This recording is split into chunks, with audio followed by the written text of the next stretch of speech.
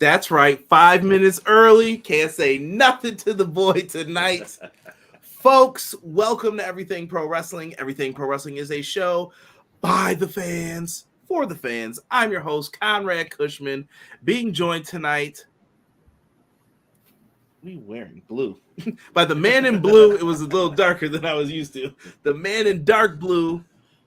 He's feeling some type of hue. The one, the only, the man they call Derek. Yo. Also in the building, we have Sean Hubbard of Hubbard Wrestling Weekly, top tier co-host of Clash of the Podcast, which we will be live for tomorrow on the mothership over here on Everything Pro Wrestling, 6:05 Eastern Standard Time. Be there. We're going to talk a lot of WrestleMania fallout, some foolishness going on with AEW that I'm not feeling, but we'll get into that tomorrow. So that's your cliffhanger for that. And I have a little special guest to pop in for a second. I don't know how long we've got this guest for, but I had to do it. Pro Wrestler Shoot on location. He had to come in and get it off. The Pro Wrestling Shoot. If you love WWE, what's good? What's good? What's good? 2K24 content, subscribe to the Pro Wrestling Shoot channel. I got the link coming into the live chat right now. With that being First said, of all, appreciate you guys for letting me pop up in here. I don't know how bad my audio is. I'm literally just talking into my phone, but you know, good to see you guys. Good to see you too. Good to see you, brother. Let's I'm gonna hit that intro. We'll get into this, and then we're gonna talk a little WrestleMania. I'll let Jesse get his stuff off first, so he could do his thing, and then we'll as he should. All right, I'm gonna hit that intro. Clash of the Podcast intro. Hear it, like it, and if you don't like it, the only thing you could do is love it. Let's go. Oh wait, and Sean's got to say his classic line first. Conrad, drop that thing.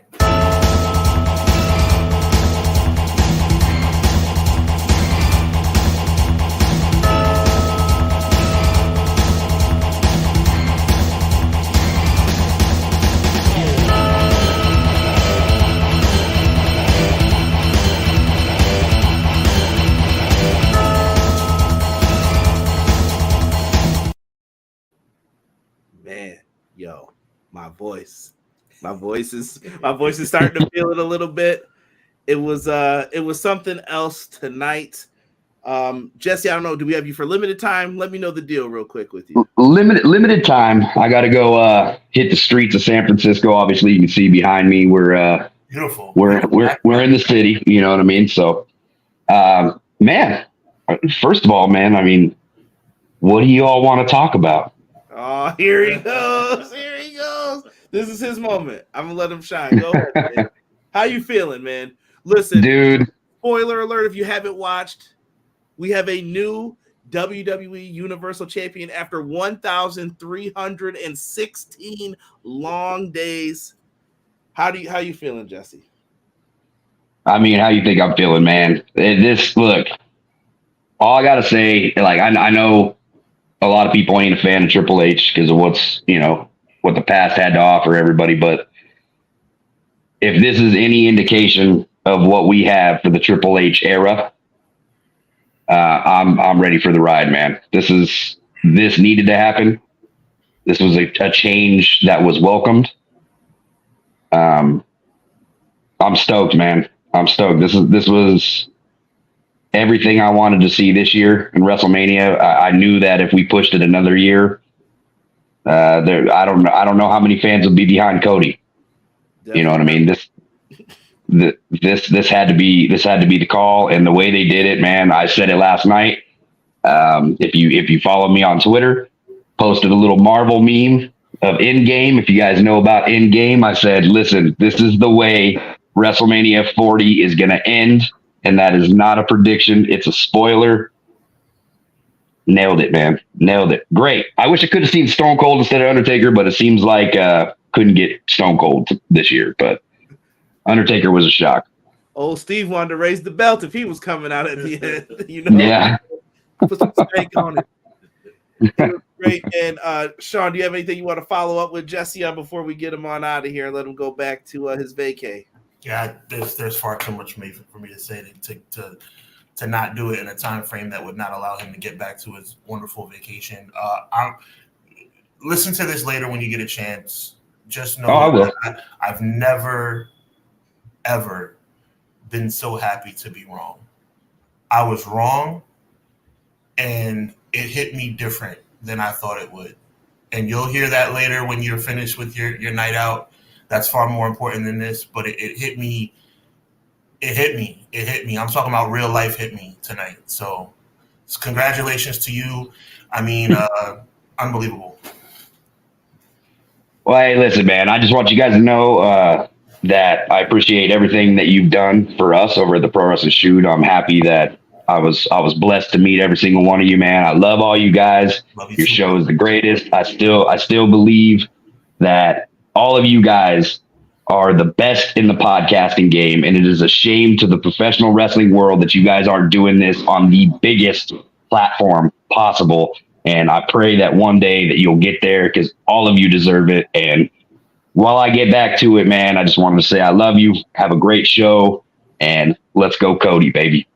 I love you, brother. God bless you, man. Hey, my guy. Yeah. Take it easy. Peace.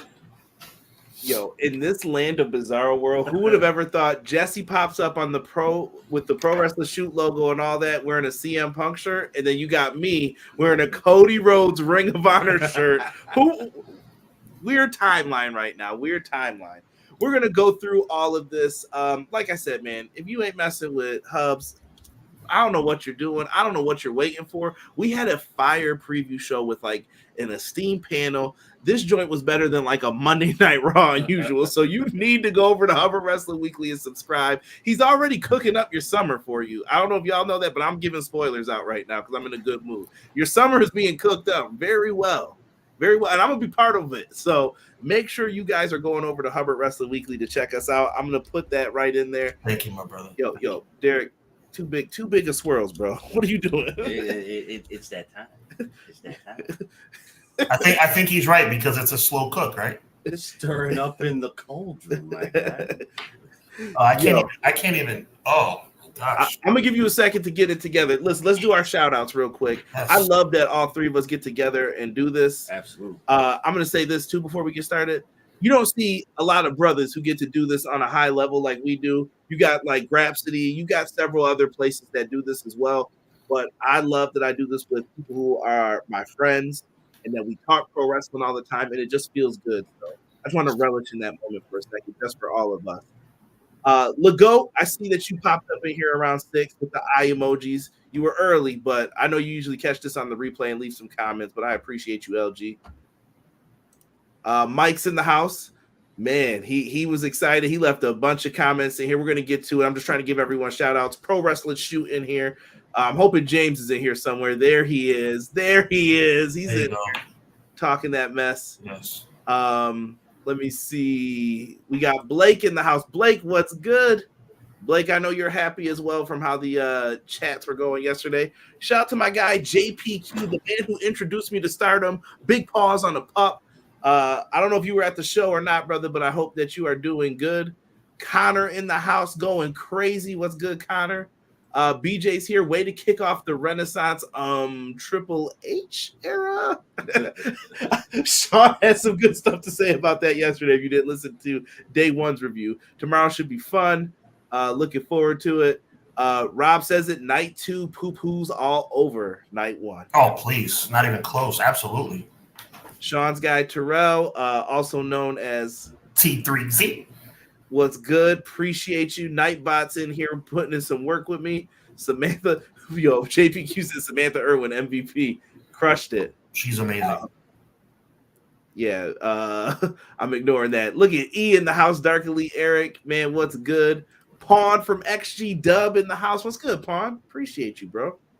Always love it, man. Let's see here. I see you. I see you, and I see what to do with that. Guy Will Gamble, what's good, man? Appreciate you, bro. Appreciate you. XG Dub in the house. Thank you. Thank you for calling out that name. Shortened version of it.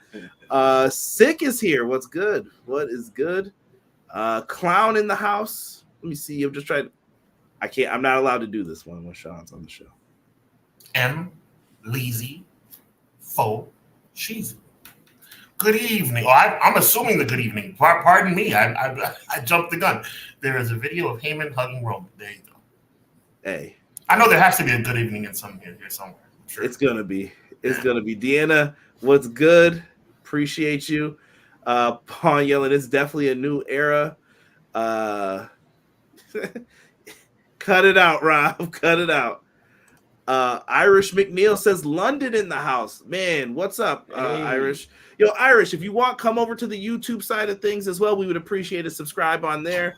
Like I said, you can get to my channel, Hubbard Wrestling Weekly's channel over here. So come on over. You're more than welcome. We're also on Twitch. We're everywhere, man. So come on in. Type in EPW show, man. Let me see. London, all of Europe. We appreciate you guys, man. Yes. Yeah, actually, you know who else I got to shout out, man? I've been in the top 100 wrestling podcast for Saudi Arabia a lot lately. Like I'm at 67, and I don't know how I got there. I used to be like 99, 98, and I'd just fall right off afterwards. But I've been moving up. I don't know how. I don't know why. But thank you to everyone who listens all over the world. Thank you. Can I say something? I'm not surprised. I'll take it. A dub's a dub. I'm saying you're tremendous at what you do. You guys have an amazing show on Wednesday nights. You guys are EPW is where it's at, man. I don't know how many times I got to tell you. Listen, I just go along for the ride. EPW is where it's at, man. This is a wonderful. I'm in my feelings tonight, bro. Wow. We about to be in our feelings talking about this show, man. Let's hop into it, guys. Let's not waste any time because tomorrow we got Raw after Mania. We got the Eclipse going on. There's a lot of stuff happening. I know. I do. This is a once in a lifetime event. I don't care. You hating, bro. Derek's the hater, man. Type it in the chat, Beej. WrestleMania 40 Night 2, Sean. How did you go into this? How were you feeling going into this? I was hopeful because for all the wrong reasons, because night one was kind of a letdown for me. All's genuine.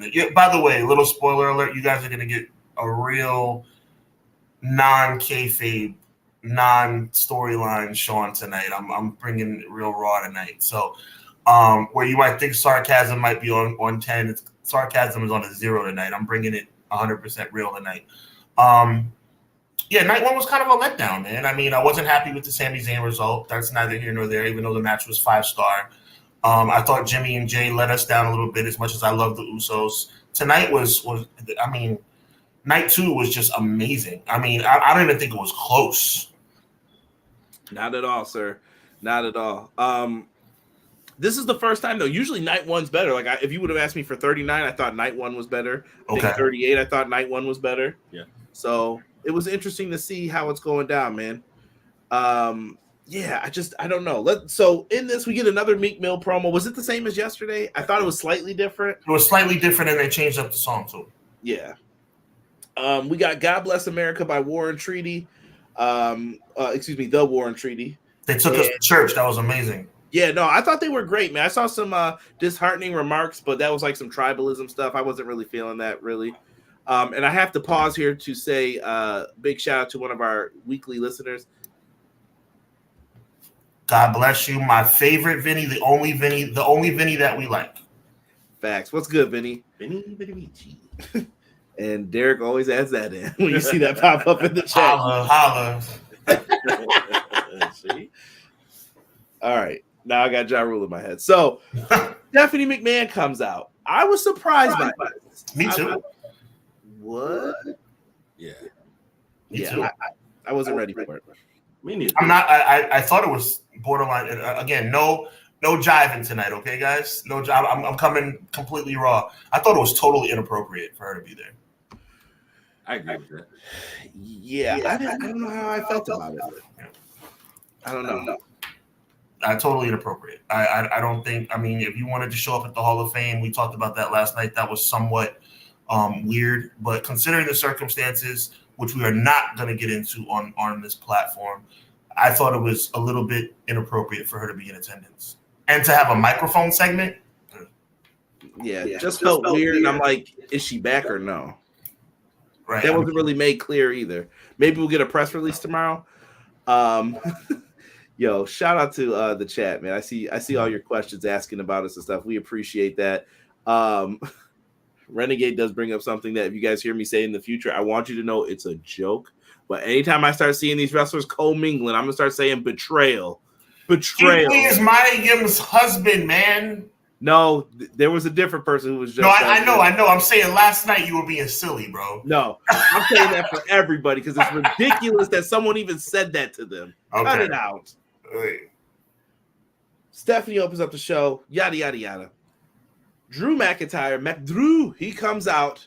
He came out with a little Roddy Piper swag. Yeah. He had the intro. Right. They had everybody with the swords out. I thought it was cool. It was.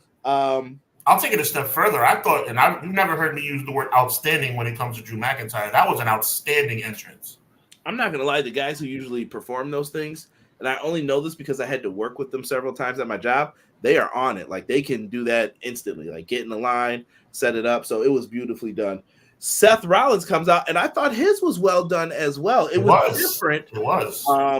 But Seth comes out in a crazy attire. I don't even know how to describe it to you guys. It was just something like out of a comic book, like all these colors. It was just different for what Seth Rollins' character is. And he was basically showing injury throughout all of this match. The first move was a Claymore. Like, boom. I was like, nah, they ain't going to do it like that too early.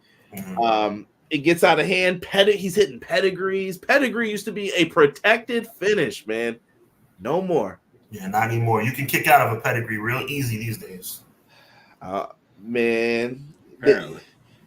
There were a lot of those. I think it took 4 Claymores to put Seth down finally. Yeah, I definitely think it was like 4. It just felt weird. McIntyre is your new world heavyweight champion. He's walking around the ring. He's bragging to his girl, and then he has to get in front of Punk. Like, let me let him know about this moment. Sits in front of him, belt in his face, Sean. And CM Punk grabs his foot and busts his patootie. He just made him fall. Down he goes. Punk takes off the appliance that's on him, and man, he dogged. He dogged him, bro. Big time. Big time. And when Damian Priest music hit, Sean, I'm about to tell you some insider baseball over here. Derek popped. Derek was not feeling Damian Priest. He got up and he was like, yes, yes. Damian Priest smacked this dude so hard with the briefcase, he nearly lost it into the crowd. Into the ring he goes, choke slam, sit out. I don't know what he calls it, but wild, bro. The south of heaven chokeslam. Thank you. Thank you. That's why Sean's on here. He's an actual broadcast journalist. Down goes Drew. Pinfall. New world champion. Damian Priest is the guy walking away with this. How did you feel going into this matchup? We'll go to Sean first, then we'll go to Derek. I mean, I felt strong about it. I felt Drew would put on a good showing. I thought that Seth would put on another good showing. Seth is a workhorse. We talked about this kind of tongue-in-cheek last night about what it would take to restore the luster of the Money in the Bank. Tonight, they did it. Tonight, they officially put the Money in the Bank back into good standing. I hope they keep it that way. This United States Intercontinental, hardcore European, cash-in is ridiculous, right? Let's make it mean something. Damian Priest cashed in. It's only the second time it's happened at WrestleMania. Seth Rollins was the first. Ironically, Seth Rollins was in the match. I thought it was really well received by the fans. I, watching at home, was really moved by it. It's the first time I've been moved by a cash-in in about 3 years. So thank you for doing the right thing for a change, WWE, Triple H, whoever it was. The cash-in was really well put together. It was really a good story told by Phil Brooks, and the idea that he's not as injured as we thought he was.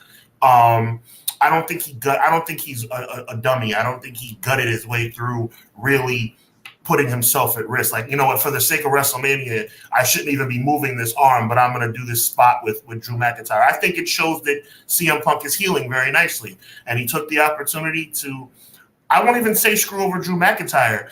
Deanna, I see you. I think Drew screwed Drew. I think Drew made a mistake. Obviously, there's a storyline situation. You're going to go over to CM Punk and antagonize him? You deserve what you get. That's how it goes. It might be the story on Wednesday, too. But I'll say that. Uh-oh. So This was amazing. I'm happy for Priest, man. Derek, I'm gonna kick it to you, man, because I think you had the most like you weren't feeling this money. And real quick before we throw it to Derek, I want to say, might it be, and Derek, please answer this too in your diatribe. Might this cash in be the resurgence also of the Judgment Day? I would say yes. Judgment Day needed something like this to happen. By no means do I like Damian Priest. I don't. But I needed Damian Priest to do exactly what he did tonight. I like Drew, but I don't like him that much. He's not box office. I've been saying it from the start. Yeah. I'm not trying to disrespect that man. He's not box office. No, he's not. Like Drew's good. Drew can perform. Yeah. He's a good wrestler, but the whole like and I really felt like this was a personal thing for him. Like I didn't get my just due. Okay, well, I'm sorry, bro. It's not their fault that we got into a situation that was out of their control. It just sucked. I feel him. I feel him because think about it. He held that title up and it was his moment. I'm like, it wasn't I beat the world champ in the main event of wrestling. Like it was supposed to be for him. I get it, bro. I get it. It wasn't the moment that he was looking for. Brother Conrad, Brother Derek, I've blamed WWE for a lot of things, but I don't think they cooked up a pandemic. Yeah. No. That's what I'm saying. Like you made it just sucked. That's all I'm saying is it sucks. Right. You made it about that, and it was just like, come on, bro, don't do that because it's not their fault that crap happened. No, I'm sorry. I feel you. Nobody was there when some people should have been there, but it's not their fault. Concur. I am looking for a picture that was sent to me before. If you are a fan of CM Punk on his Instagram, bro, he gave it right back to Drew in one of those. They had what the heck was it? The people were. It's the funeral thing. McIntyre in the grave. This time it was Punk making fun of him, and I was just like, well done. From a storyline perspective, I think it was beautifully done. Drew McIntyre, obviously. Here it is from afar. With the bagpipes. Playing with Roddy Piper's theme. Look, from a storyline perspective, Drew McIntyre is the dumbest person on earth for what he did. I mean, from a theatrical standpoint, it was awesome. But if this was, we all know, I mean, anybody who doesn't know that WWE is, wrestling is predetermined, then sorry to break the news to you. There's also, the Easter Bunny, there's a little question about that too. But Drew stepping to CM Punk, you should be celebrating. Why are you over talking to CM Punk? Absolutely.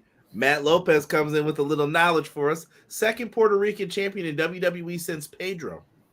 That is Pedro Morales. Yes. For those who love history. Okay. All right. Drew was trolling and fell off faster than acorns. I love it, guy Will Gamble. So good, man. Good. That's what he deserved. Could be or the downfall. What about Finn?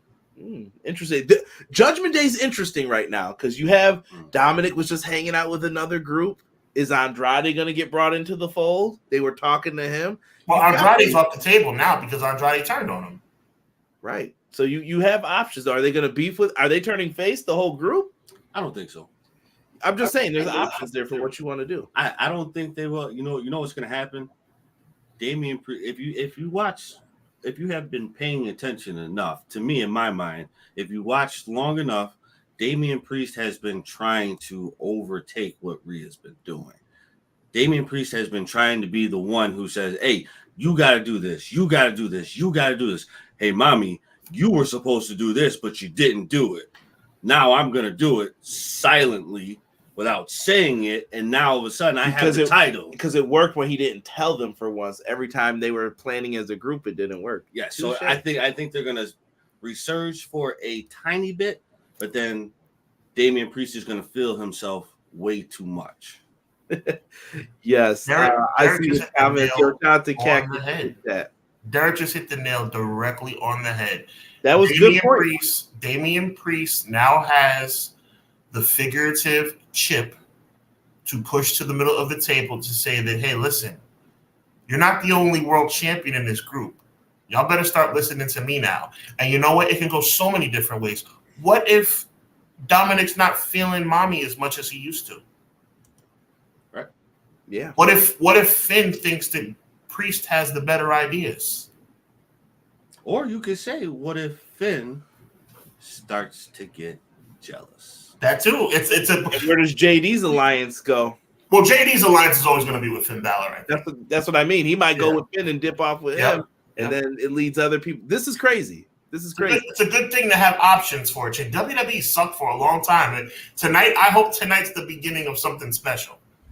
I hope so too. Let's get into the next matchup here. I saw some people putting their predictions and stuff in here. I appreciate that. Cactus, much love if you didn't hear me say it before to you. Love it. And we are being told Cody Rhodes is on the press conference now. And by the way, Clown had a really good suggestion in here, thinking that it might be the summer of Punk with the world title. Time will tell. I think Sean hit the nail on the head with the Punk's ahead of schedule when it comes to his recovery. Thank you. Getting into this, Sean, I'm interested to go to you first for this one. I don't know why. I just want to know Sean's thoughts on this match. So we had the Pride versus the Final Testament. This match is a Philadelphia street fight. The special guest ref is Bubba Ray Dudley. Bubba Ray came out. I was shocked to see this, but I was like, okay, Bubba Ray's out here. Then we get Snoop Dogg as the guest commentator, and Snoop is the most unintentional, funny guest commentator I think I've ever heard. Oh, no, not Grandma's Table. Like, I was like, what is Snoop talking about right now? But he's Snoop Dogg, so whatever he says is cool. It works. It's good. Right. Snoop crushed it, I thought, too. What did you think of this match, Sean? I thought it was good. I mean, I think you got these 6 gentlemen, 7 if you count Paul Ellering, and these 2 young ladies on the screen. Real quick, shout out to Paul Ellering. Never been at a WrestleMania, first time, and he was the manager of one of the greatest tag teams of all time, arguably. Legion of Doom, that's correct. So you had these 3 gentlemen, or like I said, if you want to count Paul Ellering, 6 gentlemen. If you want to count Paul Ellering, 7, and these 2 young ladies on the biggest stage in professional wrestling, which they deserved. We all know it was a filler match, but when you put the Philadelphia Street Fight moniker on the match, it has potential, and I think they lived up to expectations. And I will say I'm a little bit biased, as much as a fan of Karrion Kross that I am, that I do believe that Bobby Lashley deserved to win, considering what happened last year. Do you still have hope that there's something there for Karrion Kross? I think there's hope because anytime you're on WrestleMania, there's hope. There's so many people that didn't make tonight's card. Rhea Ripley, Nia Jax, Liv Morgan. I mean, there's so many people that did not. Imperium wasn't on the show. The list is infinite. But when you have a chance to be on a 13-match card over 2 nights, you've been chosen to be on that card.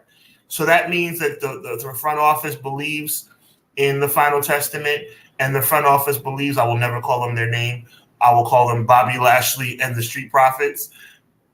There's hope. There's hope. Let's hope that they can cash in and make it worth it.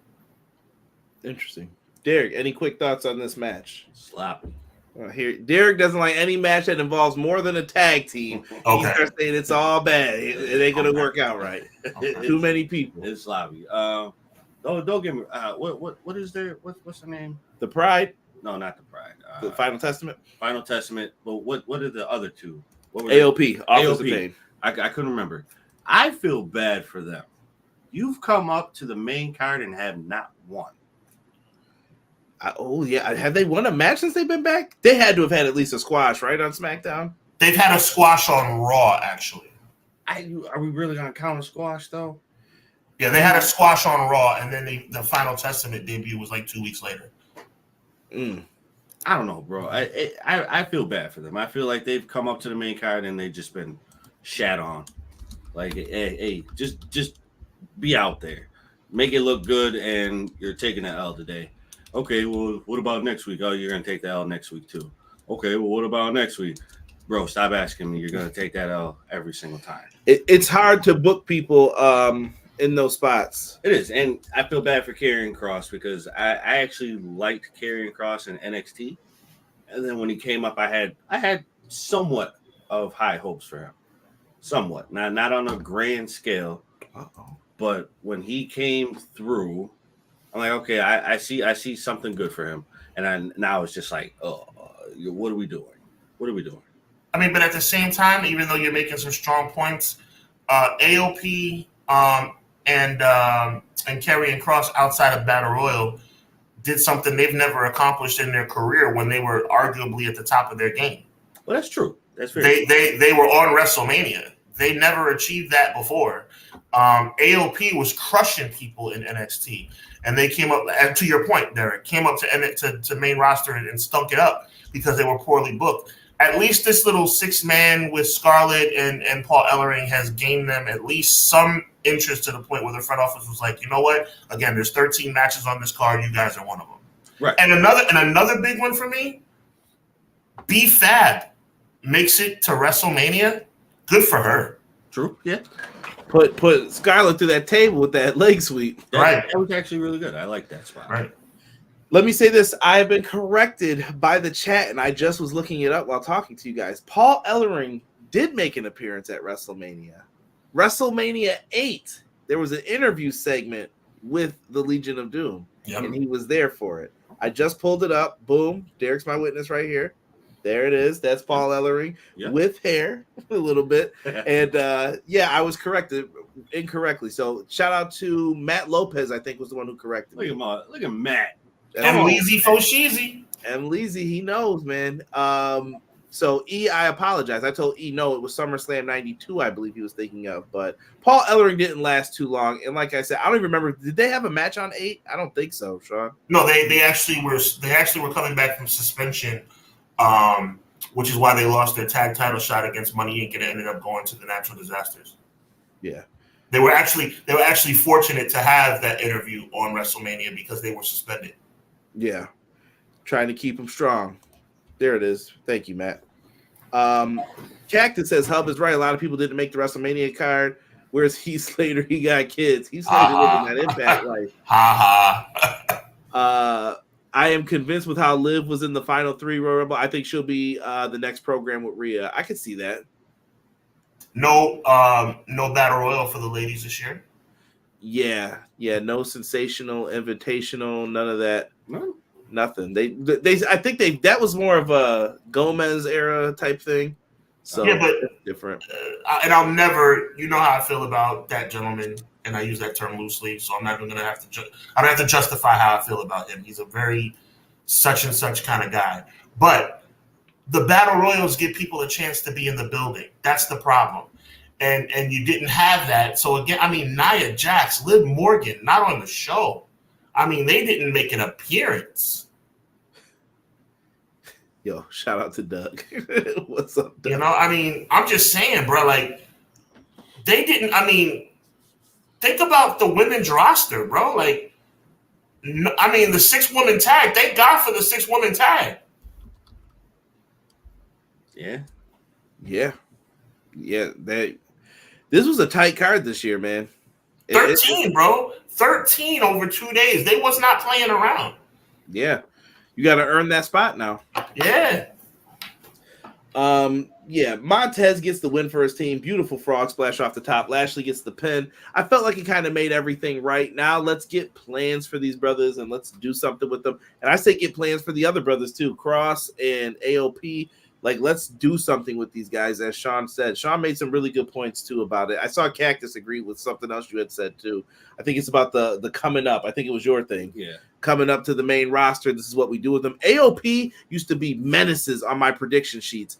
There were so many times where I got like 9 out of 10 right, and who will be the one team I got wrong? AOP retains the tag titles. AOP. Then the one time I picked them, they lost them. I was so mad. They ruined me that year for prediction, like, anything you do on Facebook and stuff like that. Got me good. Let's move forward here with the next match. LA Knight, AJ Styles. Derek, what do you think of AJ Styles' new music? You know what? I struggled to hear it. So I'm gonna have to go back and actually listen to it again. But from what I could hear, I liked it because it fits the persona that he has right now. If he still had the they don't want none, it wouldn't fit. By the way, do you guys know who that song was originally meant for? Oh, you told me this. Mm-hmm. The Cowboy James Storm. Yes. That was going to be his song when he debuted, but he did not. So AJ took it. Interesting. Okay. Sean, did you have any thoughts on the new song? Were you feeling it? I couldn't. It takes me a while with themes. It takes me a second before I can say I like them or not. And I was like, I'm very funny about certain things and the way things are done in decency and in order. You do not give somebody new entrance music when they're going to lose. I always have felt that way. If you're going to give somebody new entrance music, make sure it plays twice. Yeah. So that's my only issue. I have no problem with the music itself, but if you're going to give somebody new music, they need to win the match. New music needs to be played twice. That's my rule. Yeah. No, that makes sense. I respect that. Man, I'll tell you whose music I loved the minute that they showed up. Whoa. Can grow. Nice. That's classic. Enu, James Storm, good stuff. Needs to get his theme back. I wish, man. I think they had messed that up, man. What's good, Johnny Reynolds? Johnny Reynolds calling retirement in the chat. What's good, Johnny? Appreciate you, bro. Welcome in, man. And Cactus is agreeing with Hubs on music, man. Appreciate my XGW brethren being in here, man. It does make sense, you know. If you debut new music, you have to hear it twice. Right. I respect that. I totally respect that. So we went into this match. I didn't think this was anything. I thought LA Knight showed out a little bit. It reminded me of the old WrestleMania cards. I think Sean will remember this more than anybody. When you would have a matchup between two people and you kind of know they have a past in other places, that's the time where they bust out a move that they used to do. Yes. Right? Oh, LA Knight was doing tornado DDTs off the ropes. And so I was like, oh, look at LA Knight. What happened to he can't wrestle? Right. Yeah, he was wrestling tonight. And AJ's just great. Yeah. AJ put him over like $1 million. Like Stone Cold breaking out the $1 Million Dream. 100%. And right. You know, that's from the Ringmaster days. Like, and only at WrestleMania will you get to see that one time. Yeah. Sean, did they get this one right, man? With the winner? They got it right. I mean, AJ's a professional and LA Knight's the guy on the come up. I just hope it leads to something. Again, I'm not going to renege on what I said when we opened the show. I'm very excited about what I saw, very actually emotionally moved by what I saw tonight. But it only matters what happens starting tomorrow. It's hard to screw up WrestleMania. Everybody's so hyped and so emotional and so locked in. What matters is tomorrow. If we're going to see Sami Zayn versus Tozawa for the Intercontinental Championship tomorrow, then we're going to have a problem again. Yeah. It's all how you and I think even tomorrow's show should be pretty easy to book. People are hyped. It's fun. Yep. All you got to do is give people a little surprise, maybe a call up here and there. People will be into the show. Yep. LA Knight gets to win with blunt force trauma after blocking the phenomenal forearm. I thought it was a fine match. And like Sean said, it depends on what we do for tomorrow. Now, real quick, Sean's a classic wrestling historian. Derek is familiar with the days of ECW, this being headlined by Paul Heyman tonight. I don't know, Sean, if you want to say anything about some of these folks, or you can just give some quick thoughts around the room about the Hall of Fame class this year. Yeah, totally. I know me and Sean were like going through it every time they announced someone. We would kind of just announce who was in. We might have missed like the last one with Rock's grandmother as a promoter, but Sean, any feelings on this Hall of Fame class? I'll pull it back up for you just so you can see who. Yeah, I appreciate that, Conrad. Bull Nakano was amazing. I remember the shock of watching Survivor Series 94 as I want to say 8-year-old, 7-year-old, and understanding that Bull Nakano had upset Medusa or Alundra Blaze over in Japan and showed up at Survivor Series during an interview segment with Ty Pettengill as a new champion. She was super dope. The U.S. Express, wasn't a huge fan. I'm more a fan of IRS and Barry Windham as individual competitors, but their trailblazing as it relates to the tag team division in the mid to early mid 80s was something that should not be overlooked. They were in the first WrestleMania. That resume speaks for itself. Muhammad Ali, I don't care what his record is. Muhammad Ali is the greatest boxer of all time. Having him at WrestleMania was a game changer. Really no introduction and no explanation needed. Thunderbolt Patterson was an amazing competitor far before his time. The influence he's had over people like the New Day, Road Dogg Jesse James, and so many others is just goes without saying. So salute to him and the realness that he brought forth during his Hall of Fame speech. Ata, obviously a matriarch of the bloodline, the lineage that comes with that is just unmistakable, and she's long overdue. And of course, Paul Heyman, in my opinion, the second greatest professional wrestling manager to ever walk down a wrestling aisle. So I think they got it right. They went 6 for 6 or 5 for 5 on these inductees, and I'm very happy with what I saw. He knows he can't be the best manager. That's why he's the best advocate, the best wise man, because he knows. We know who that spot belongs to. And shout out to Bobby the Brain Heenan, just because. Yes, sir.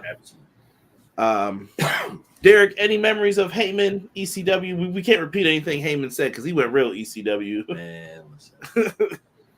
I remember the nights of just going to bed early, and we how we used to be, just TV running, but we're not cold, knocked out.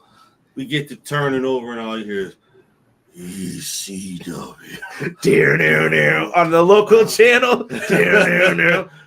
Yo, who is Rob Van Dam? I was like, oh my God, this guy is crazy. Dude, I remember waking up and I'm like, what is that? Just turned like, all I see is Sabu jumping into the crowd. I'm like, oh, hold on, wait a minute, wait a minute. What is this? Watching the whole show, ECW was pure. Me and Derek fire. went to the college where they used to film it. Now, it was after the fact, but you remember, right? It was probably like 4 years after ECW had closed. But I remember when my mom used to go there as a kid. And I remember it'd be, tonight, Taz versus Bam Bam Bigelow for the television title at the Burt Flickinger Center. And we went to that school. So when I watch it back, I'm like, yo, that's the college where they play basketball and stuff. And it's crazy to watch it, man. I love everybody putting it up, man. Yo, listen, Sean is the best historian when it came to it. I agree with what Sean said about everybody. I didn't even disrespect Road Dogg because we're talking the Hall of Fame class right here. And it is lovely for all this stuff, man. ECW has such a profound impact. I thought Heyman laying that out, like ECW, a lot of people like to say, like, oh, was it nothing? Nah, ECW meant a lot. They do stuff today now still because of it. He pushed wrestling forward from like 80s hair band and being just different to what it is today. So yeah, anybody who says like ECW didn't mean anything, you're crazy. They stole all their talent. They took their storylines. Paul Heyman had something special there. When it was on Roller Derby right before on TNN, I was there watching that too. Absolutely, it was good times. Man, listen, ECW was fire. That's where you got all the best hardcore wrestling. That's where you used to see all the stuff that's now done in a lot of the indies and a lot of the mainstream. Without ECW. Come on now. Have that. Come on now, Derek. You're talking, I talk. And I'll put a piggyback on that and say this. If you take just a typical ECW regular show, not even a pay-per-view, if you just take an ECW weekly show and make it Backlash in 2024, and you give me prime Eddie Guerrero versus Dean Malenko, or versus the man that we can't talk about, and then you give me Taz versus Sabu in a street fight, and then at the same time you bring back legend like Terry Funk and have him going up against Shane Douglas, or bring out Too Cold Scorpio, or have an interview segment with Stone Cold Steve Austin, that translates 30 years later. Yo, and I gotta say it one time for Terry Funk. I could work with him. I can do something special with him. I can make something special with him. Yo, shout out to Terry Funk. R.I.P. man. Yeah, good old Terry Funk, man. I love it, man. Yo, shout out to the chat for living up those memories with us too, man. So good, man. Shout out to Dean Malenko. Yeah. If you ever wonder, Derek, hit it one more time. You ever wonder why Derek does that? Watch Dean Malenko take a back body drop. Derek just notices the weirdest things in people. And I'm just like, yo, he always does that. U.S. title match. We had a triple threat here. I don't have a lot for these because they just get crazy and it's hard to take notes. Randy Orton, Kevin Owens, Logan Paul. I was okay with this matchup. Logan Paul, man, I'm going to say this. Logan Paul's really good. He is. He has done a lot. He has done a lot. He's good, man. The Prime bottle, we all know it's a staple in his matches. It's usually another YouTuber. It was I Show Speed. My nephew was here watching. He was like, that's I Show Speed. I'm like, who? And he had to put me down on game on who it was. So he told me who this guy was. Randy Orton just RKO'd him on the table. Table didn't break. He's like a $120 wet. Like, there's nothing you can do about that. Orton takes him down. And he was sad that his favorite YouTuber got beat up. He was like, come on, man. I thought you had the hands. Right. I was like, not tonight, son. Logan Paul finds a way to retain, though, over Kevin. Kevin Owens had the ECW shorts on with his WrestleMania 7 or KO Mania 7 shirt, but it wasn't enough tonight as Logan Paul hits a frog splash for the dub. Sean, were you shocked by this? What did you think of this, man? I was shocked, but I guess, they feel that Logan Paul has done a lot for the company. And he has, this dude has pulled himself up by, I won't say by the bootstraps, but he's created a brand for himself that's gone worldwide. I mean, this guy has been in the ring with Floyd Mayweather. This guy has wrestled Roman Reigns. It's like, when you have had a boxing match with Floyd Mayweather and Roman in a wrestling match with Roman Reigns in 2022, 23, 24, that's like going back 30 years and saying that you were able to wrestle Andre the Giant and box with Mike Tyson. Logan Paul is him in that regard. So giving him a win at Mania, it doesn't bother me. I mean, I would have liked to see Randy Orton for nostalgic purposes, but I'm cool with it. Yeah, and I think he's re-upped his contract. That's the other reason why I think he was in. I'm in here to do this. Yeah. And I think he's good at it. Yeah. I really do. He's excellent. He's excellent. Honestly, you know what? If you actually watch what he has done over his time being at WWE, from his first to second, third, maybe fourth match, you could see the slow progression of, all right, he's starting to understand what's supposed to happen and how he's supposed to move and how the line work is supposed to go. Yes. I think he has improved tremendously over non-wrestlers, if that makes sense. That makes a lot of sense. And I'm going to put it in the atmosphere and say that when Logan Paul sees this podcast and retweets it and millions of people see it, that he should take into consideration no more bringing out KSI or whoever this guy is tonight. I don't want to see somebody, no more bringing somebody in with the prime bottle suit. We don't need that from you anymore. You've proven yourself to be a legitimate professional wrestler. Just come out and wrestle. We don't need the gaga.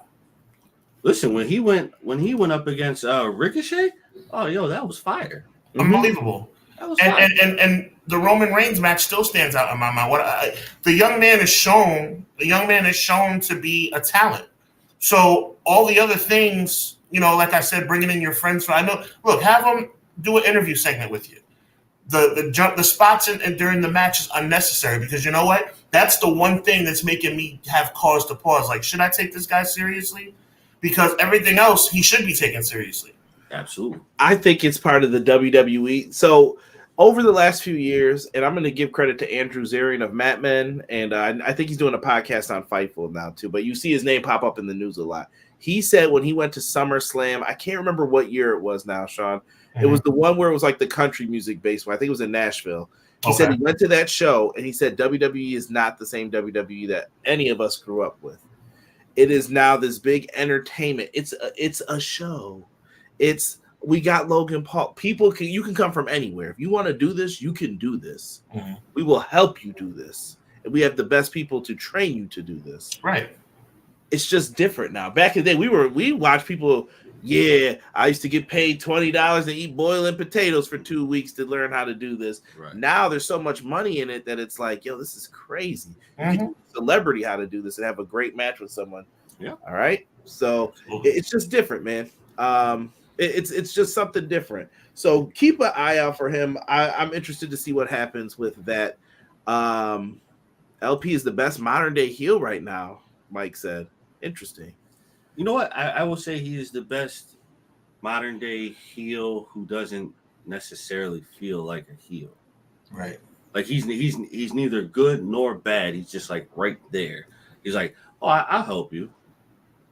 Oh, I'll help you, but not right now. Mm-hmm. Mm-hmm. And his heel promos actually seem a little bit coerced and unoriginal, not unoriginal, but a little bit forced. I think he just needs to be. I mean, you could be a JA, you know what I'm saying? You want to be a Jack A, that's fine. But going out of your way, you fans in Jersey, you're stupid. Like, no, just you're super dope. Like, I'll go as far. Logan Paul's super dope. You don't need anything else. Just be yourself, bro. Like, you don't need to go out there and go out of your way to insult the fans. And I know that's heel 101, but this is 2024, bro. Yeah, you just go out there and if that's not your shtick already, you can go out there and be like, no, I love it here in Las Vegas. This is made for people like me. Not for people like you, but made for people like me. There you go. Because you can't afford to do the things that I can do. And Exactly. you have to just let it flow. You just manipulated and maneuvered that perfectly. That's exactly the route you should go. 100%. Leading to this, we are now at the point of another Royal Rumble match that had implications here. Bayley, the winner of the Royal Rumble, as me and Sean have talked about on Clash of the Podcast, live every Monday at 6:05 Eastern Standard Time. I will shill every time I get to say that. Shill. I love Io it. Sky, the WWE Women's World Champion, former member of Damage Control with them. Bayley has been kicked out of the group. This is her moment, and she showed up tonight for it. Sean, what'd you think of this match? It was cool. It was cool. It wasn't 5-star in my opinion. I think both ladies put on and did their thing. I think Io was Io. I think Bayley was Bayley. I think the right person won. We heard that new music twice. Mm-hmm. And at the end of the day, the story was told to its completion and to a satisfactory conclusion. The woman that got betrayed by Damage Control got her comeuppance, got her revenge, won the championship. I'm sure it'll lead to a rematch in Paris, as it should. And we'll see where it goes from here. Very good match, not 5-star, especially if you're going to consider the match that we're talking about next to be 5-star, and that was more like 7-star. But Bayley and Io put on. I'm proud of both of them. Right? Very good. Io hit her moonsaults in this, but Bayley gets the win with the Rose Plant. Derek, thoughts? I liked it. It was nice to see Bayley get another title shot and actually win the title again. Like you said earlier, I think there's a time when we have our certain wrestlers who are there, and we are gradually seeing their departure. Mm-hmm. And I think this is the reason why you give the belts to those who are starting to leave, or you take the belts from those who are starting to leave. Mm-hmm. When you understand it, like the 4 horsewomen, you can tell they are pushing forward to legendary status. Mm-hmm. Yeah. So it's time for them to get their little just due and their little run going, which I respect wholeheartedly.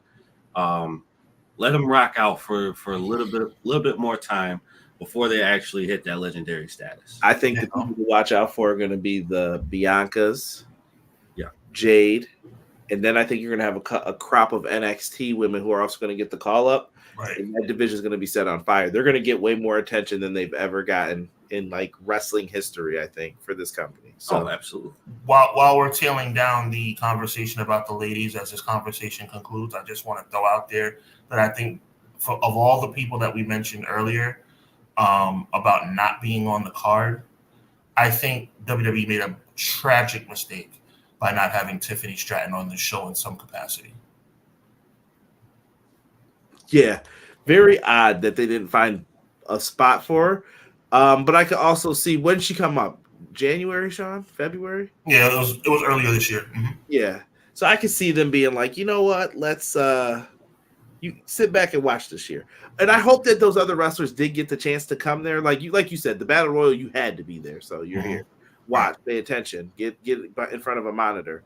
This year, though, I'm like, oh man, I wonder if people flew out. Like, if you're Tiffany Stratton, I would assume you want to fly out for WrestleMania and still see it. But well, she was definitely there because she was at the Hall of Fame. Mm-hmm. So yeah, you would hope that everybody's there. Side note: Bayley's entrance wasn't the original idea. It was supposed to be Paramore come out with her, but because of a scheduled conflict, it didn't happen. I saw that she was kind of bummed about that. Bayley is the overlooked one in that group, the Four Horsewomen. I think so too. I think that she got called up later than everybody. I remember. I agree, Deanna. Yeah, and people are talking about just rumors of call-ups happening. I hear you. It could be happening. Keep your eyes peeled for that draft. I'm sure me and Sean will be running it down. Yeah, I just hope they don't. Hope they don't triple it. I hope they don't HBK Big Daddy Cool Diesel Carmelo Hayes. You know what I mean? We'll see. Listen, if you're going to do the draft, which we know you're going to do, make it a draft and stick with it. No one crosses over. I don't want to see it. Not all the time, at least. I don't want to see it at all. I think you can do it, but you have to save it. You cannot do it. They can't do it like it's Tuesday, so how you doing, Finn? Come on in. I think if you cross it, there has to be serious implication or consequences for what you've done. Yeah. Yo, can I have some fun with you guys for 2 seconds? So like the Judgment Day shows up on SmackDown, right? And they have their own custom locker room where they're supposed to be visitors. Like, when did they set up the Judgment Day locker room with all the purple stuff and the belts laying all around? They don't. You guys, in the words of the EST, Bianca Belair, y'all don't even go here. Yeah. Yo, not even that. Finn and Priest are the tag champions. What are you doing here, JD? Who paid for a plane ticket for this? What are you doing here? Yeah, no. Yeah, that's the stuff that I'm like, yeah, we got to stop that. Yeah, no. In order to cross over, in my eyes, it has to be serious implications or serious consequence. Right? Rockstar, he said he came in here upset. I'm back on the WWE bandwagon. They got you tonight, didn't they? Crossover moments not this week and next week. Yeah, that's how it's gonna go down. Let me go back over here. Rob says Bayley's the most well-rounded member of the Four Horsewomen. She can do everything the others can, but can't none of them do what she does. Ooh, putting it up there. I think there's weaknesses in all of them, and you could put them in order for whatever they're good at. Like I said, in ring, Charlotte, like immaculate. Mercedes in the ring, bell to bell. If you put her against any of those three, she's gonna have a great matchup with any of them. Absolutely. Bayley is the one, like he said, most well-rounded. She can do everything pretty well, and she's really not the worst at anything. And out of all of them, Becky's the best talker. Period. No, you can't convince me otherwise with them. So big props to the Four Horsewomen. Yo, guy will give who expensed JD's ticket. That should be skits in the office for them. Who Hunter needs to see you. I didn't do it. Judgment Day is on Raw, but they have a custom locker room waiting for themselves on SmackDown. Like, how much more can the draft be? Not like it's like totally bogus. Like, like the draft. Oh, you know what? Listen. Becky Lynch, you're on Raw, not on SmackDown. Meanwhile, Becky Lynch shows up. Her whole locker room has the man paraphernalia on the walls. All her posters are up. Like, who put this together? John, how about when they yell at them afterwards? I invited you here tonight. Then don't invite them back. Is that what you're doing? Weeks later. Yeah. Dude, like that had it should be like interleague play, like it is with baseball. Absolutely. The Blue Jays will play the Bisons once this year. Yep. We'll see you maybe 5 years down the line.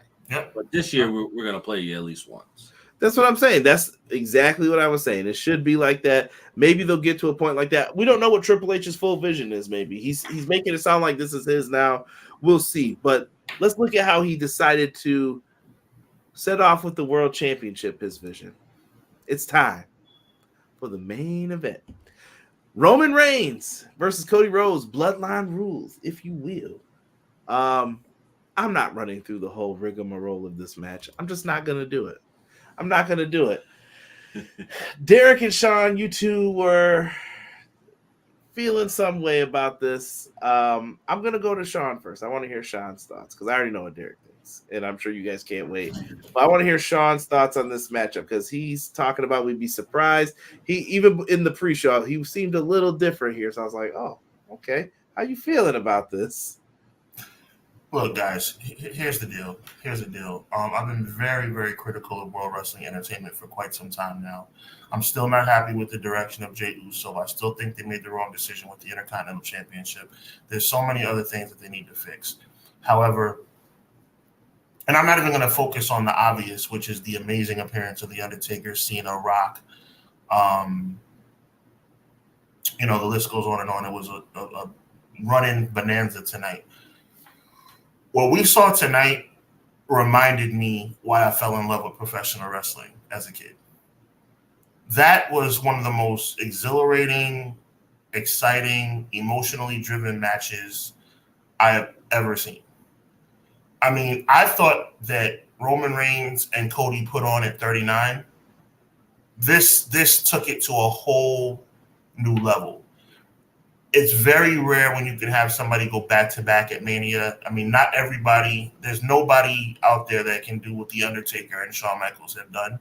But I'm going to take it there, bro. I'm going to take it there. HBK and Undertaker at 25 was one of the greatest matches of all time. 26 wasn't. It was good, but it wasn't 25. Cody Rhodes and Roman Reigns did better this year. A lot better. And it wasn't just about The Undertaker and Rock and Cena. That match told a story. That match made me believe that Cody Rhodes was really on the outs and and Cody Rhodes was really in a situation where he could not win. And we all knew what was going to happen night one and that Bloodline Rules was going to mean Cody Rhodes was going to – but then they brought it all together. Like, it was similar. Conrad, you'll remember I talked to you about this on Mondays. I said, why don't you have everybody that ever did, that Roman did wrong come back and help Roman win? I mean, help Roman lose. It wasn't totally that, but we got Jey Uso. We got Seth Rollins. We got John Cena. Undertaker was just a bonus. They took, I can't believe I'm saying this about World Wrestling Entertainment, at least for tonight, that is. They took us back to day one, August of 2020, and they took us in a span of 30 minutes. They took us from 2020 all the way up till today. They reminded us about the Uso betrayal. They reminded us about the issues with Solo Sikoa. They reminded us that Solo Sikoa took out John Cena. They reminded us that The Undertaker's still the boss around here, even though he's not on the scene. They reminded us that The Rock and Roman Reigns are on the same team, but there's always going to be somebody bigger and better than even than The Rock, that can even the odds. This was a match that gave me hope that WWE at least has the ability to get it right. Because tonight, I was wrong. And I've never been happier. I watched that match and I felt like tears were welling up in my face, not because of the emotional aspect of Cody Rhodes. I know Cody Rhodes is a genuine person who really wanted to be the champion in the whole situation with his father, God rest his soul. I wasn't choked up about the storyline. The storyline meant something to me too because I'm a Dusty Rhodes guy. But what choked me up was the fact that, for the first time in like years, I felt that somebody gave a crap about this that works in that company. I felt like somebody sat down and put pen to paper and said, we're going to make this match, and this is not hyperbole, guys, Conrad, Derek. We're going to make this match a top 5 match in the history of this business.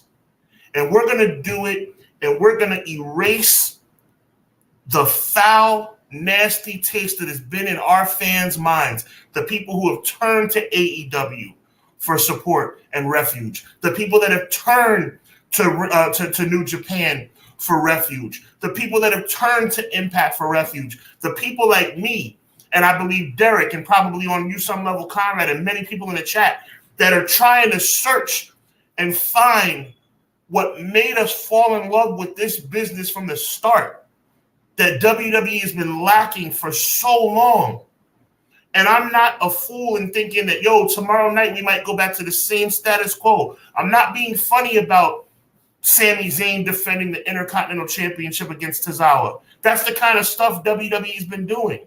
But tonight gave me the thought that maybe somebody in Stamford, Connecticut gives a crap.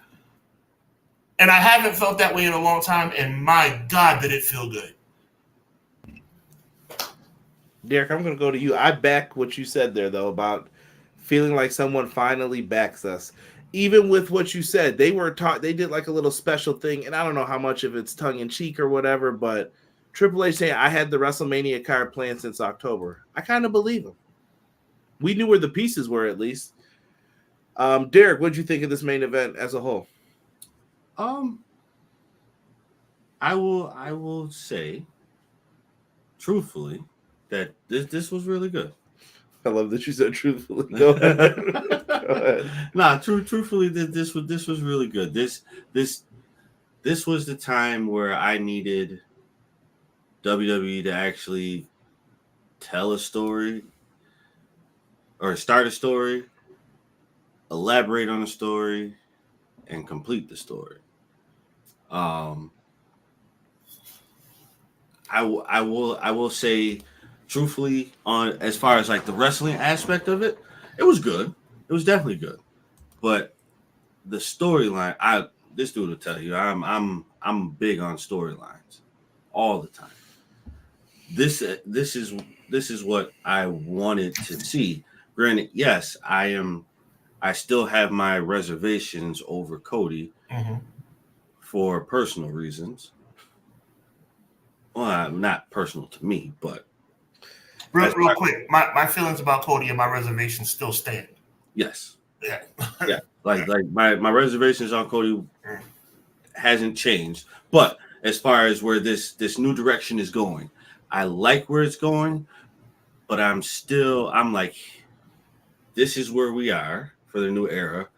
I'm way up here because this man to tell you, I was heavy with wrestling.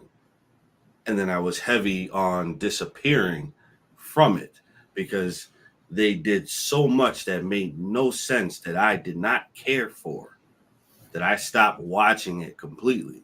He brought me back. He was like, hey, come on, dude. Check this out. Just watch this. Like I was hell bent on like not. I was like, yo, we could watch baseball, basketball, football, hockey, soccer. I don't care. I don't really care for this regardless. Right. But he brought me back into it with the newer generation that I could really get into. So hopefully my reservations still stand with WWE as a whole. Hopefully they can make that come up here because I'm still way down here with them for a very, very long time. And that's I'm a stickler. If you're gonna hold me here, this is where I'm gonna be. And now you gotta one up me 1,000 times over. Like for all my anime fans who love Dragon Ball Z, I need over 10,000. I need over 10,000 power levels to make me say, all right, I trust in what you're doing. As of right now, I don't. Because still you still only have two main attractions, really. Bloodline, Judgment Day.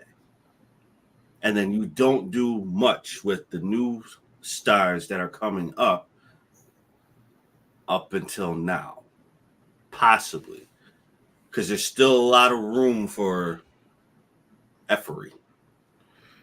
Conrad, Derek, before you go, Conrad, if I may just have 3 more seconds. I think your diatribe, Derek, was so poignant because, and I don't want anybody in the chat or you guys to misunderstand where I was coming from. Tonight was tonight. Tonight felt amazing. Oh, absolutely. But tomorrow's coming, you know? And again, I'm saying it for the 3rd time, tongue in cheek. Tozawa versus Sami Zayn for the Intercontinental Championship, or, you know, Viking Raider Ibar versus, JD McDonough. Like, I don't believe in World Wrestling Entertainment. I haven't for a long time. But, and I guess I'm kind of like double talking here, but I think you'll understand what I'm saying. As good as tonight felt, it also angers me too. Because it's like, y'all have the ability to do this wonderful stuff. And I'm so tired of watching 3 hours of Monday Night Raw and feeling like I've only been entertained for 10 minutes.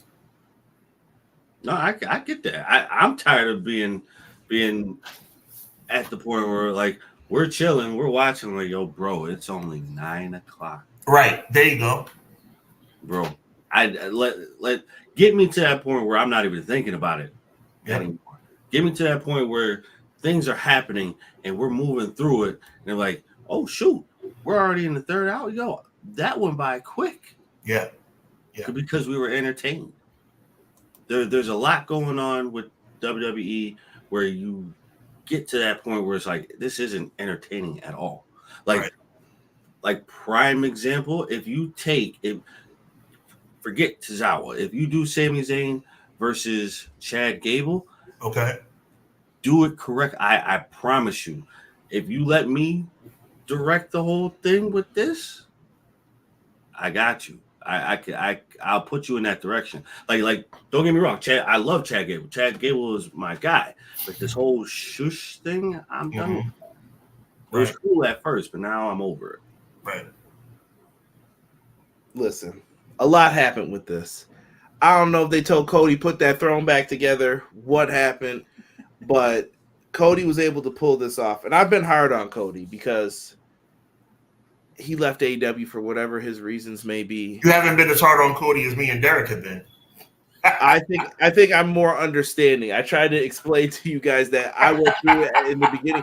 Because listen, I loved Cody as an EVP. Like, Cody was my favorite EVP out of all of them because he could talk the talk, walk the walk, and then when he got in the ring, he still delivered every time. Yeah. The issue became once he left, and I was like, why did you leave what you helped create? Like, it doesn't make sense to me. This is what you wanted, I thought. Okay, so now you're going back to the place that treated you like this? And it's like this weird Stockholm syndrome that I thought some WWE wrestlers just like go through, where I'm like, why do you need to get back to here? What do you have to prove? Make your stuff the next thing.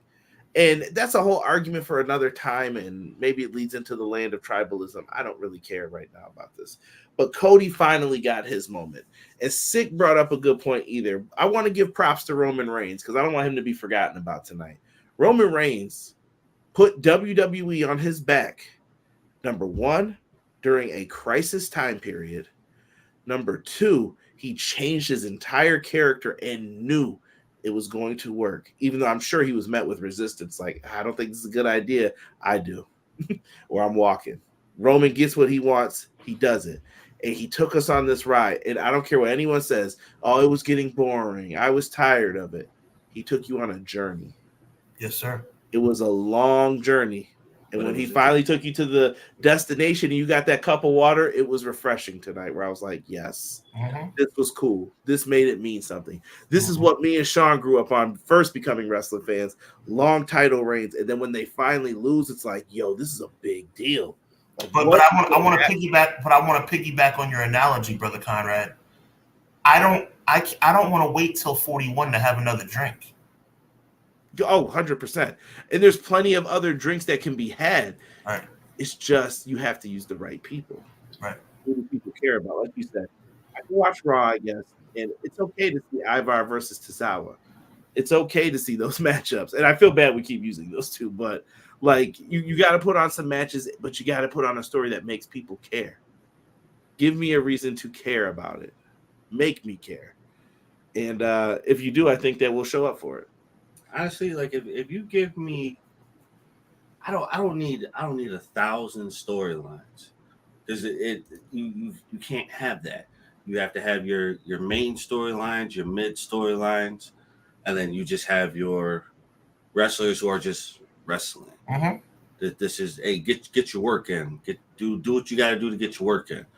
But when you have the main storylines and the mid storylines, they all have to make sense. Right now, our main storyline is done. It's done. We're at our mid storyline now, which is the Judgment Day, which will become our main storyline. Like the bloodline will be there, but it's a part-time storyline. Yes, sir. Yes, sir. Time storyline.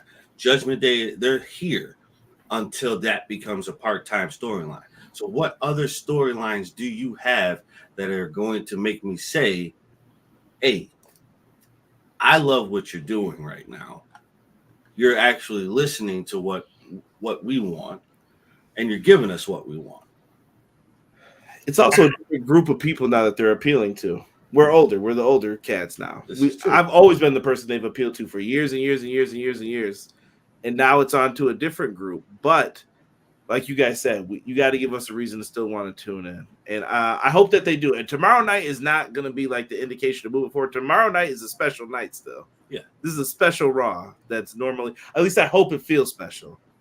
I think that we're all kind of ignoring a little bit of I'm not going to say we don't realize I know you guys are super smart, but I want to bring to the forefront the elephant in the room, and that's this.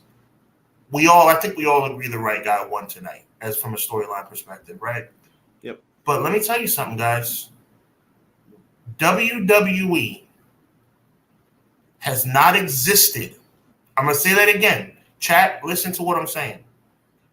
World Wrestling Entertainment has not existed with Roman Reigns not champion in 3.5 years.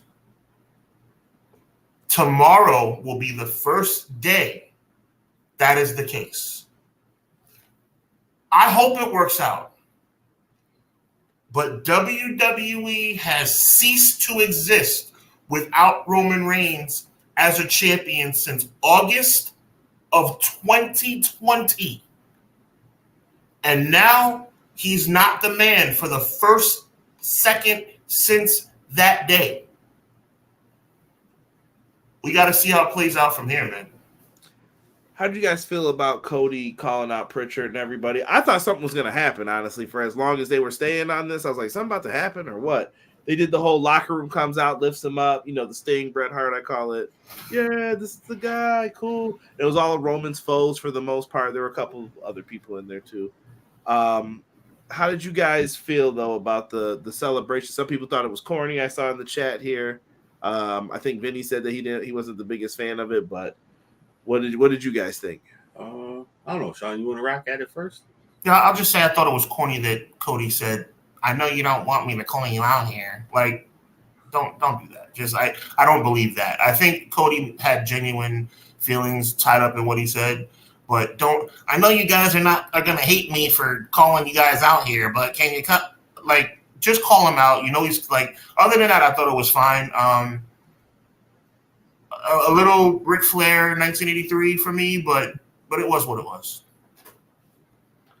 All right, so I'm going to stand firm on our sidebar as to what we talked about, because I definitely feel what I said last night between the three of us as to how I felt about that. I don't care for the fact that he called them out, but I have reasoning as to why I don't care for it. Mm-hmm. I won't elaborate on that. That could be set up for another podcast that I could break down as to why I feel like that. But I would have been good if he didn't do it. Just celebrate the fact that you won the title, you were able to finish the story, and just leave it at that. I know a lot of people don't like Bruce Pritchard. I think, and I told Derek this before we even started doing this, before we even came up here, Bruce Pritchard is probably one of the hires that saved their backside in getting Cody Rhodes. If you don't know Bruce Pritchard's relationship with Dusty, go find something to wrestle with and go listen to the episode about Dusty, the first one. Bruce Pritchard and Dusty had a special relationship with each other. So he knew Dusty's family. He knew Dusty's kids. He could do the impression. Cody has said that's probably one of the only people he will let do the impression. I still do mine if you will, baby. But other people, he doesn't like when they do it. Right. Bruce can do it. Because Bruce knows his dad and grew up with his dad throughout wrestling. These guys are close. It's like family. And I think Bruce is the reason why he signed. He can say whatever he wants. And I think there was a bag on the table. Like I said, they had released all those wrestlers. We were all mad. I was mad. Sean was mad. And the money is here. We got to steal someone from the other side. We want you. And what is a bigger coup than stealing an EVP from another company? I don't care if it's from Home Depot to Lowe's or McDonald's to Burger King. There you go. I want you. And I know that's how Bruce put it. You got the talent, and we want you. You're talking right, bro. Stuff. I want your character, your branding. We're gonna give you whatever you want. Please come over. Right. We'll pay for you to keep the music, to keep the same character. Come on over. I could definitely see that. I can see that.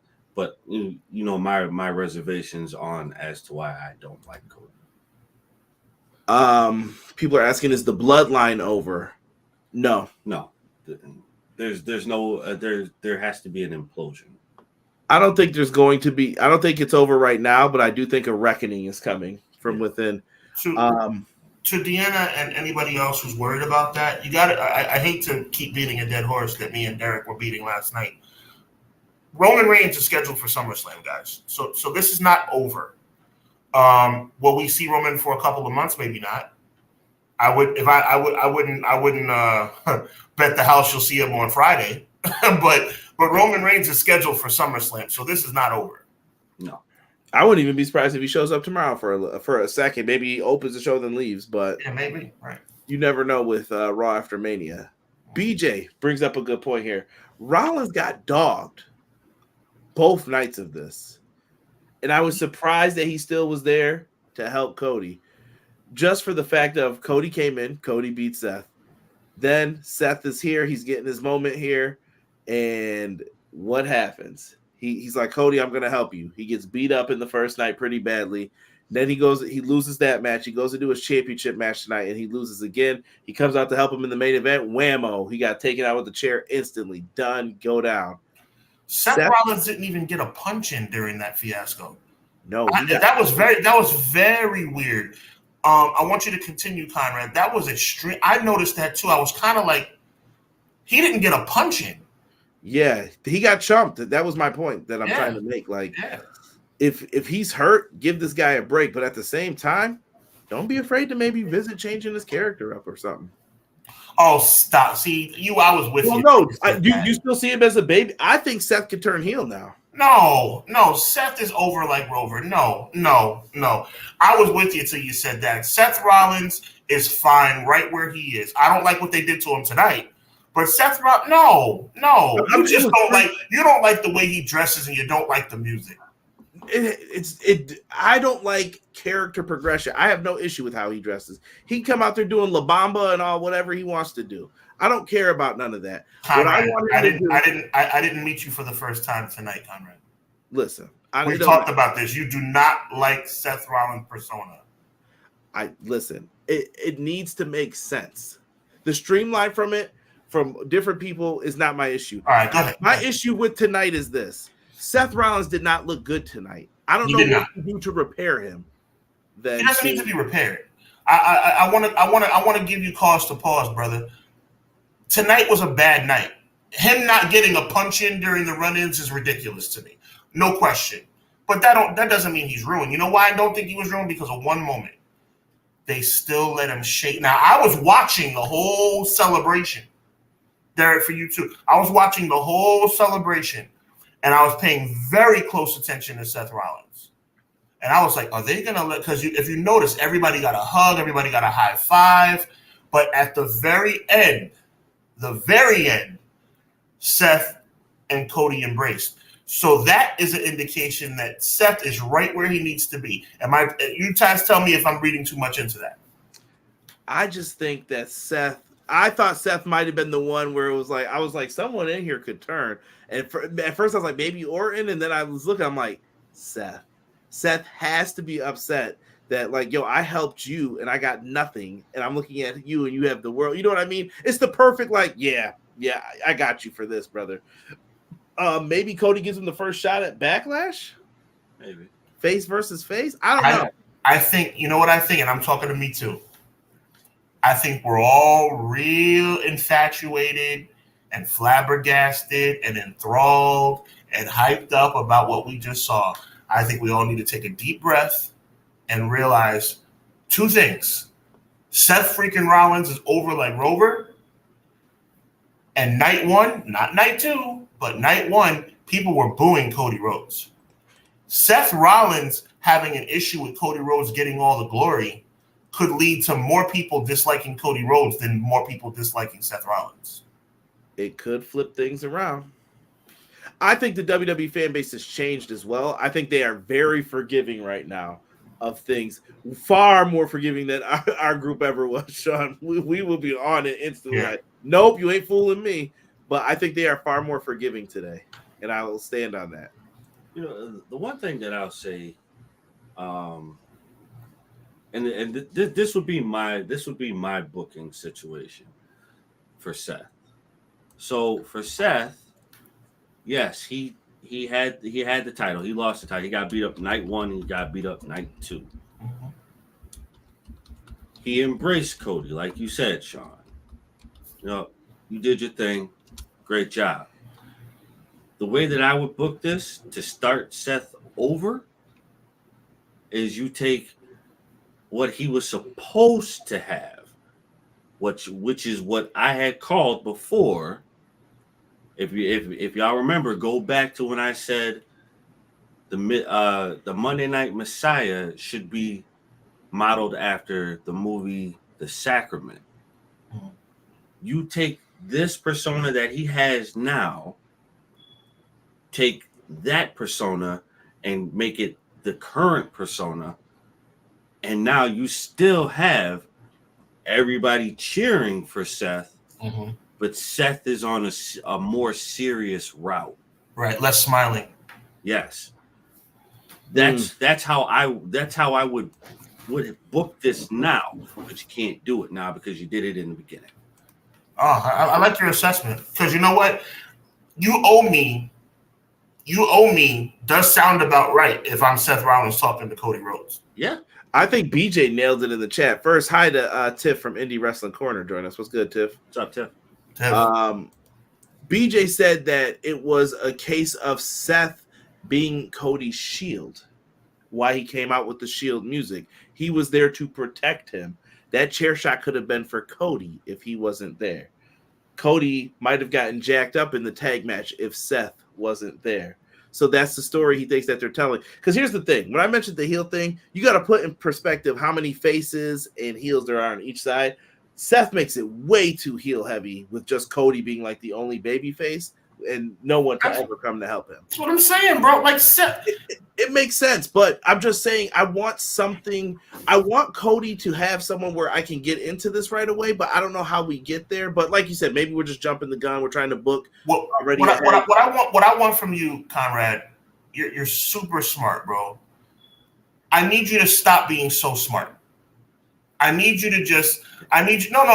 I mean this from the bottom of my heart, bro. Brax tacks of being over come in different ways. Was the Ultimate Warrior awesome because he ran to the ring and shook the ropes? No, but it just worked out that way. For some reason, and I want you to talk about it at least for 5 minutes. We can talk about it more tomorrow or in the future, whatever. There's something about Seth Rollins and the sing-along with Seth Rollins and the clothes and Derek, feel free to chime in. It's like there's something about this guy that you don't like. And I'm simply saying to you, bro, it's organic. It's working. He's freaking awesome. What's the problem? My problem with it is you gave Seth Rollins 2 to 3 different personas and didn't explain how you got there. Okay. That's my issue, because you went from Monday Night, yeah. So you went from Monday Night Messiah, swinging the belt and stuff, right? yeah. Then you went to He had a group. The group gets fired. Seth then just switches it up. And then you're like, wait, how did we get to where him and Becky are doing the same thing? Like, I can't remember any of this. Right. Maybe it logically happened and I missed that episode of Raw, but I don't remember how we got to this version of Seth. No. I'm like, I don't think we missed it, bro. I don't think you missed it. It was here, with nothing in between to say why you got here. Right. Yeah, it's just, I think I'm never going to like it, Sean. It's just because it didn't flow right. Maybe when they do the next character change, I can be like, okay, I'm with this. I'm going to let this go. It's in the past. But I don't like when people flow and then it's like, yeah, this is what we're doing now. Right. Like Sami Zayn's a perfect example of charactership flowing. He's helped Kevin Owens. He turned heel. I got it. Then he became his heel version of himself. Derek has a nickname for him. You can say it. Wow. Sami Zayn, when he was coming out in the green, like army stuff and all that, that's fine. He comes out and he does his thing, and I can get with it. Now he's back to being a baby face again. I'm with it. That makes sense. I don't have an issue with that. Can I give you an analogy / comparison that I think you'll appreciate, both of you guys? John Cena was never meant to be a rapper. He wasn't. It was a backstage Halloween segment that caught fire. Seth Rollins, I'll be the first to admit, Seth Rollins' music and sing along with Seth Rollins has helped him immensely. Are we going to blame Seth Rollins for the fact that he has awesome music? Let me tell you something, bro. I've used this analogy before. Bobby Fish needs the Undisputed Era and the music and the merchandise, because without it, he's nothing. Seth Rollins is better than Bobby Fish could ever dream to be. He's excellent in the ring. He's pretty good on the microphone. And now he has awesome music and crazy clothes. Like, maybe it did happen by accident, but it wasn't a happy accident? No, it was a happy accident because it pushed him back up the ladder. Hold on. Right. I'm going to end this real quick for what it's a happy accident. But it's an accident that led you to only be in the same spot that you've always been in. You get what I'm saying? Okay. Like, he hasn't ever really gotten past listen, dog. When Roman said the number 2 thing, when I say you're Macho Man, that means, you're number 2, dog. And it's a good point. You're making a good point. And he's always been number 2. So what did this all get you? What is this? No, I got to give you credit. That's a good point you just made. I'm just saying, the progression of Seth's character didn't make sense, but it was a big improvement. Guy Will Gamble says. BJ says, I can agree with the base of Seth's character was without substance, but basically his character has been like Seth, and this is what he's doing now. People just went with it for him. Yeah, but this goes back to being forgiving of things. Like I said, sometimes when other people make mistakes, I'm like, dang, dude, you're not going to give this a shot? And it's like, nope, you're done. So real quick. So, Sean. Derek, I feel like you got a nugget for me, man. Bless me with it. Listen, I promise you, bro. So after we are done with this segment tonight, after we're done with the show, I want you, like, on a sidebar. I'll hit you on this. I'll get you on the sidebar once we're done with the show. No problem. And then it'll relate to Seth. Okay. And then you'll see why I felt or why I feel the way I feel about Seth's character progression. Okay. Why it didn't work. No problem. Yeah. Because like you say, you brought up the Cena thing. The Cena thing was meant to show you, okay, he can rap, and then we're gonna. No, it wasn't, Conrad. No, because where they first heard him rap, it wasn't there. It was on the bus. It was on the bus. And then they but said that segment wasn't. Oh, Conrad. Yes, then they said we're going to do a segment on SmackDown, have him dress. Why would he be rapping? Okay, it's Halloween. You're going to be a character that raps. He does I could be wrong. No, he did the little corny rap, and then they were like, yo, we're going to transition you into this. He used to wrestle in Tim's and big baggy jeans. Listen, I could be wrong. I thought it was a happy accident. You're not wrong. We're both right, I think. In this situation. right. He got to rap. Stephanie heard it. She's the hip-hop fan, not Triple H, by the way. Right. And that's how it went down, man. Listen, grapes for the show tonight. We didn't discuss this at all. Let's put the bow on this. Put them in the chat. Everybody throw it up. Honestly, truthfully, I'm going to give this I'm going to give this an A. Okay, Sean.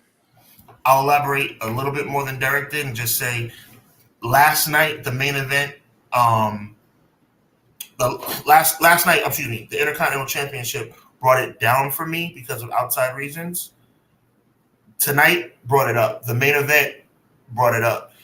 This was a B+ show that had a A+++ main event, which brings this pay-per-view as a whole night to an A. The reason why I asked, and I like that. Let me just mark it down for us officially. Tonight will be an A for sure. That C+, B-, we still, I don't know about that. I still think y'all were harsh a little bit. Right. No. Like the reason why I gave this an A, like regardless of the fact of the 6-man tag, you can miss me with that garbage. Mm-hmm. It's very, very, very sloppy. But you had enough in the tank to cover that. That got covered for me. Wow. And then your main event was just like if anything, I would have said this is a solid, no doubt, and I would argue it a B+ pay-per-view. Right. But everything that happened in the main event is what carried it to an A for me. Too flowed too much like a thread. Sean, peep what I like. It flowed like a thread. It all went in, and it all went out, and it made sense. And then you got the perfect stitch right there. That's what it's about. Yeah. And I just read somewhere too. Who said it? Was it Matt? Triple H has said that Roman has a bigger story coming up for him. Interesting. I told you the brother's not going nowhere. No. Well, we saw the SummerSlam poster. He doing something. He got playing. So. Yeah.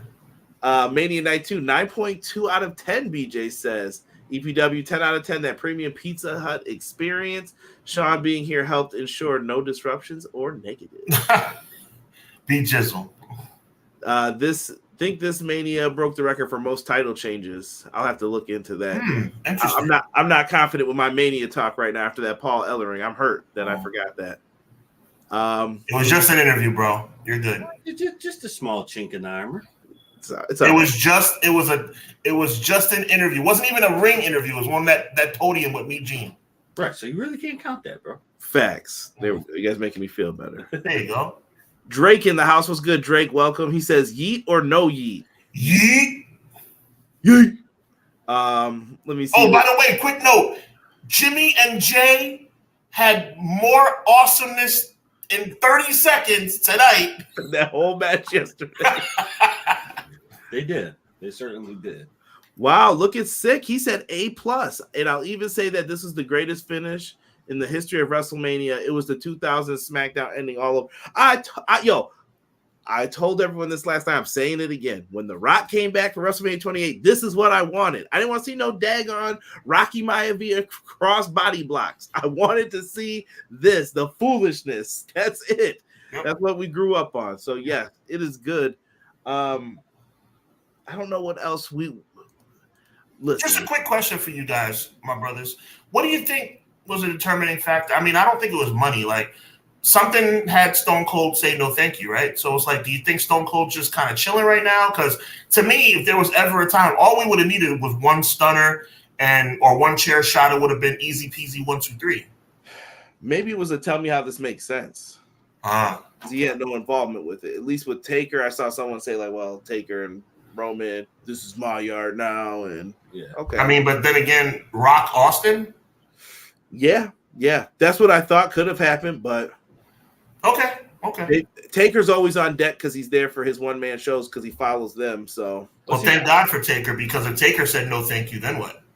Right, yeah. Well, see, I thought Rock and Austin too, but then I also thought like, okay, you could have Rock and Austin, but then Austin wouldn't care about the bigger picture. Right. Austin was definitely stunnering like 18 people too. Right. Versus the one. And I think that what they wanted to do was make sure Roman didn't get touched. Right. Because that would have made Cody look weak in the No doubt. I was just curious what y'all thought, because Austin, I mean, but you know what the funny part is? And no disrespect to Steve Austin, you know, this is certainly not I wish Steve was there because it would have been better. They knocked it out the park. Yeah. Yeah, they slammed this down pretty good, man. Listen, I'm going to end this here tonight because we've been talking. Me and Sean have a show to do tomorrow. I haven't even gotten any pictures for it yet. I'm probably going to work on that tomorrow morning. I have some stuff on standby. I'm going to send it to you when we get off the air. My man. Thank goodness. We're gonna hook it up tomorrow for Clash of the Podcast. We're gonna talk a lot. Like I said, there's gonna be some AEW talk in there mixed in, maybe some ROH a little bit at least. We're gonna talk Mania. We're gonna talk what we know is happening on the Raw after Mania. I don't know if matches have been announced or whatnot. Me and Derek will be live for the segment me and Sean are talking about tomorrow on Wednesday, 10:10. And then I think we can get back to our usually scheduled programming soon. So we're gonna be good on that note. I don't think we're going to have a Dynasty review coming up, but I think me and Sean might review it the next day on our side of things. So keep tuned in with EPW. Subscribe to Hubbard Wrestling Weekly if you have not. It is always appreciated. Everybody who's in the chat putting comments, showing love.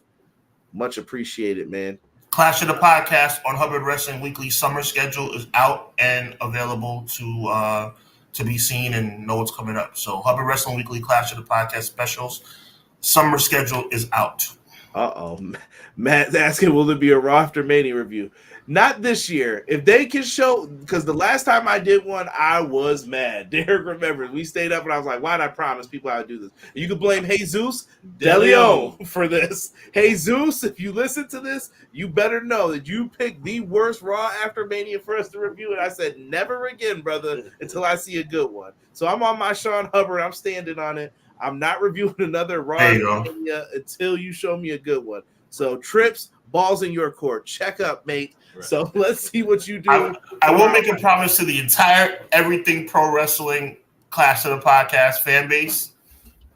If Jey Uso ever becomes world champion, I don't care if he becomes world champion on Raw, on SmackDown, on Sunday Night Heat, on Velocity. If there's ever a time where Jey Uso becomes world champion, I will be live on Hubbard Wrestling Weekly within 10 minutes after the show. Believe that. Yep. Burn it. There you go. Listen, we're going to be here. Rock with us, man. Thank you. Spread the word to your friends about pro wrestling. Like I said, I think we're probably up there for one of the more underrated podcasts in the game, Hubbard Wrestling Weekly, EPW. Come in, vibe with us, rock with us. And as usual, man, Night 2 of WrestleMania is in the books. This will probably be located at the top of the EPW feed. Make sure you guys check us out, check out more of our content, and don't forget to check out Hubbard Wrestling Weekly. For myself, the man they call Derek, and Sean of Hubbard Wrestling Weekly, we are out with this WrestleMania 40 review. Catch you guys on the next one.